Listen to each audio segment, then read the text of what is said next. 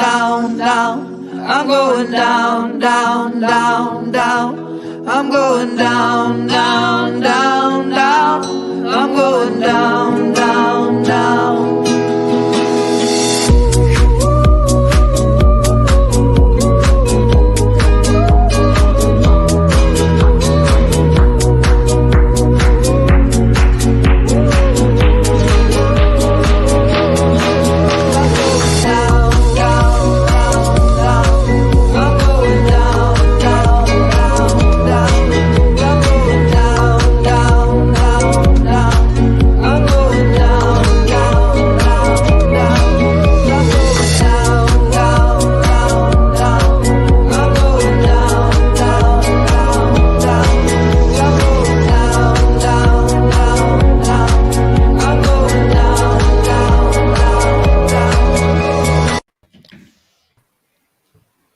All right, we are back.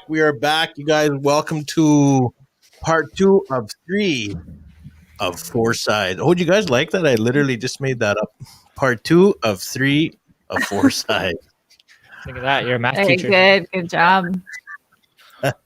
Anyway, you guys, welcome back, and especially for the ones that are tuning again from last night. Got a lot of good feedback of just how this is all going. And how the topics were, and just how everything was flowing. So yeah, it went pretty good, and I enjoyed it. What about you guys? Frozen right now. Oh, Haley's frozen. Haley's having a little bit of techno difficulties, but we'll get her figured out. Yeah. So anyway, we're going to do something a little different today. We're going to still do the same thing. We're going to be talking about topics every 20 minutes. We're going to change. We're going to spin the wheel and, see where it goes. But on the bottom there, Raymond's going to be handling that where it says, welcome to 4Sides. Whenever we hit a topic, Raymond's going to put in that topic right there, just so if you guys want to watch later after the show and just kind of skim through whatever topic you see you like or whatever. So that's what's going to go on. Also, you guys are able to call in. I'm going to put my phone number on there. I'm not hitting on anyone. I'm not waiting for myself out there. But we decided that we're going to let people call in throughout the show if you would like to talk about that topic, whatever we're talking about. So I don't know where we're going to put my phone number. Maybe I'll just put it up here. Yeah. Add it into the middle. And my name there. Yes, sir. Yes, sir. Anyways, Nathan said he wanted us to give a quick introduction or how the first night went. I thought it went amazing. We engaged in some great conversation. We had 4 different sides, just like the podcast says. Everyone kind of gave some good opinions. Nobody was right. Nobody was wrong. We just opened up and had some dialogue, and I thought it was tight. So I'm looking forward to another night. The wheel's full again. We're going to be spinning it, talking topics every 20 minutes. I'm super excited, man. I don't know about what you guys think. I think Haley's frozen again. I'm excited too. I had a lot of fun yesterday. I'm looking forward to tonight, see what topics come up and what kind of perspectives we can all share and hear about and listen to and learn from. So I'm ready to flow with it. So hopefully we can get Haley in here because she's our wheel person. Yeah, she controls the wheel and our topics and our thing here. Anyway, guys, right here is my phone number, 306-717-5395. When we start going, if you guys want to chime in and you want to talk on air with us, feel free to call us. And we are live on as well, YouTube on my on IOPS, IOPPS. Just type that in YouTube and you'll find it. Dunsey Whalen, Money Leader, you guys. Money Leader clothing going to be blowing up soon. It is already, if it already has, but you guys check him out. Whalen Arcan, inbox him. Money Leader clothing, man. He's another Indigenous entrepreneur. And remember, we always got to support Indigenous business. So, no cap. Child, you are the top tonight. We are going to be talking about Pepecasis and the $150 million settlement. No, I'm just kidding. Yo, we don't want res grape going on the podcast, man. We are not doing res grape tonight, man. We're just waiting for Haley here. The topic is it spins the wheel, man, and then whatever that lands on, that's a topic we are going to be choosing. So we're just waiting for Haley. But in the meantime, Rach, I don't know. I think you should maybe tell people what you told me tonight, or no? No, Okay. I don't want to share that yet because I don't like to share things right away until I don't know, till it feels like settled in, and it doesn't really feel like that yet. So Yeah, I get it. maybe tomorrow. Who knows? Yes, tomorrow after the final. Yeah, bro, call. Not right now, but Haley's ready to Haley's rock. back. Haley, Sorry, put guys. I the wheel on there. was having some difficulties, but I'm here now. All right, let's get that wheel up here. Let's get going here. But like I said, you guys, yeah, call in. But when we're on the topic, man, we're on the topics. Then you can. And Just call now. Yeah. DJ, spin that wheel. Spin that we're just wheel. waiting for the wheel here. We got the music. I'ma make you feel. Yo, DJ. Where's that wheel? Where's that wheel? Oh, there it is. Very Nation, right on. All right, you guys, here we go. Hit the music. Oh, it's going so slow. Oh, did it freeze again? It's going. I already played the music. What is that? Hit the wheel. Here we go. There we go. Here's the first one. Oh, Oh, no way. Oh, right off the hop. Michelle Latimer. Right off the hop. Let's go. Oh, Right off the hop. You know what? I'm going to let one of you guys take this one. Go ahead. Oh, she froze again. She'll get it going. Go Rach. ahead. Raven. Rach, Go ahead. Start us off. I mean, I can start. I actually don't know a lot about Michelle Latimer. I didn't even know who she was until all of this stuff that happened recently. I just saw it in a bunch of posts on my Instagram because I follow a bunch of Indigenous women in the film industry. And so that's how I learned about it. But I was like, I mean, I wasn't really surprised. Because I feel like that shit happens all the time, and it has been happening all the time. And just not even in those spaces where they're in the public eye, right? Like in our close circles and in our own experiences. I know I had a friend several years ago. I'm not friends with her anymore, but she worked as a social worker for Child Protection Services, and she was non-Indigenous. But she shared with me an experience that she had being on the board of something, and they wanted to get like some sort of funding for some particular thing that they wanted to start. And they wouldn't give it to them unless they knew that they were all Indigenous sitting on the board. So she actually lied and said she was Métis based on the idea and the advice of her coworker who was Métis. And so they kind of had this like thing just in order to get what they wanted. And I thought it was really fucked up. And so I think that kind of stuff happens a lot, and it just doesn't get talked about. It doesn't get addressed. And there's people that are involved in it in all spaces. That's the thing, right? It's not just like non-Indigenous people doing that and supporting those kinds of things. But I don't know. I don't really have much to say about it because I don't know a lot about her or like who she is. And so I'm just going to mostly listen today about that.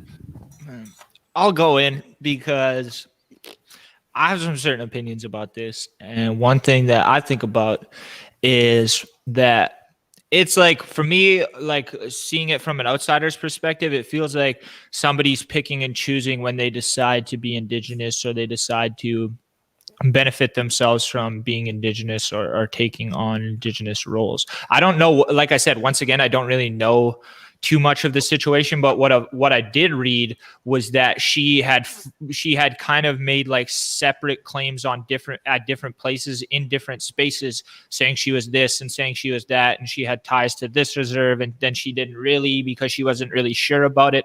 So I think that as an Indigenous person or somebody that's trying to figure out where they are in an Indigenous space, I wouldn't just go out and tell somebody that I was from someplace if I didn't know for sure. It's just, especially in a professional setting. So I think what she did was wrong. I think what she did was right to step away from the project.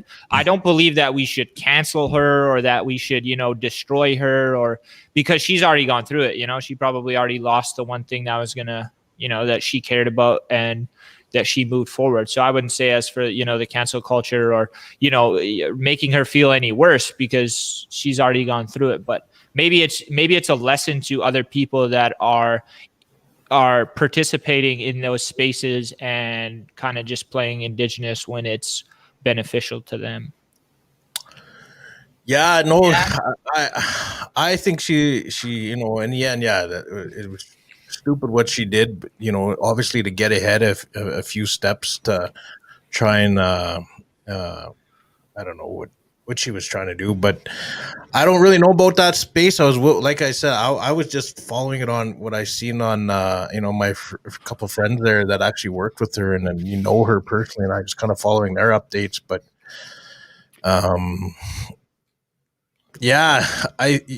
like I've heard stories actually of people claiming the Métis card and just saying so they can access those dollars and I don't know. Can you prove you're Métis? Or can you kind of just go in there and say it? You guys know?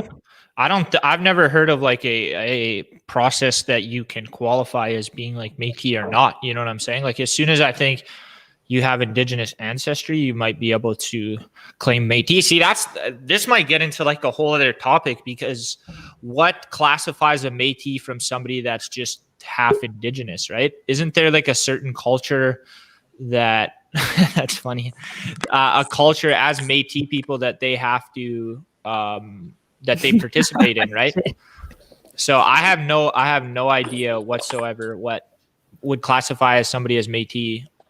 But yeah, if you're claiming stuff that you're not and you don't have any knowledge about it, then Kim said, really, Nathan, Kim, if you know more about it, call in right now. If you have an opinion on it, I left my phone number there, 306-717-5395. It's for you guys to come in on the discussion. We are doing a topic right now. It is Michelle Latimer. Is that your name? Latimer? Yeah, Latimer. I think what Kim is getting upset about is if I said, can you prove your Métis? I think that's what I said. And I think. I don't know. Yeah. There is a process claiming Métis status. Here, let me go check. I personally have never heard it, so if you could explain more about it, that'd be awesome. But if not, that's cool. That's what the whole topic is right now. Is non-Indigenous people taking advantage of the funding dollars and whatever have you out there. So yeah. Okay, here we go. I got something for you guys. I just pulled it up. So through the world, the Métis. Hold on, we got a call here. Oh, there we go. Hello, you're live on 4Sides. Oh, hello. Hello. Hey, how's it going? Good. Sorry. Who are we talking to? This is Mike LaRock. How are you? Hey. How's it going? No. Oh, it's going real good, you guys. You guys are doing awesome, man. I just wanted to say that. Loving it, you guys. Really good. Awesome. Thanks, So Bill. you got, No, I just want to talk about that because, myself, I'm Métis, and then my paperwork's been in for about 2 years now with trying to get get our treaty rights. Uh-huh. And so it's been going back and forth, and obviously this COVID stuff didn't help with all basically the freeze in the government, right? But with the Métis thing, it's hard because playing in all those native hockey tournaments back in the day, there'd always be, well, myself included, I guess, but there'd always be those white kids that claiming they're Métis, right, just to play, or claiming they're native, or their grandma fucked an Indian one time, and they're saying then they're claiming that's Métis, right? But it's a hard thing to prove. It really is. They try to go back through the family trees, but it's such a skewed line. It really is. Yeah.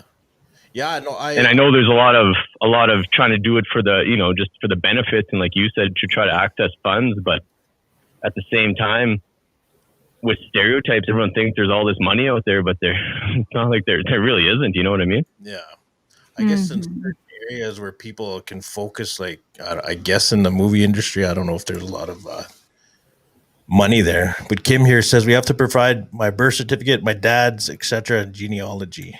Is that what you have to do, Mike? Yeah, 100%. Especially for my Métis stuff, my dad was always so my dad's a Métis, and then my mom's in the process of getting treaty status back. But my dad was always on the Métis board, Meadow Lake, right, on Local 31, and then with Native Urban Housing, he's always on those boards. So it was never really an issue for me in that sense. Mm-hmm. But I think it's really an innate knowing, and we just go back to our roots, and you have to be yourself, be confident in yourself, knowing that, it's how you feel. Do you feel Native? Do you feel it's not just a status or a banner that you can fly when you need to or want to? It's how you feel inside. And I feel I've always felt that, and it's nice, and I feel very proud of that. And I feel that that Native blood, that warrior blood, and I wear it with honor, and I try to scream it from the rooftops every time I can. But it's a tricky one, man, and it can go on for days with just the benefits of it, and people think that there's just all these free things out there, and there's not a ton of that out there.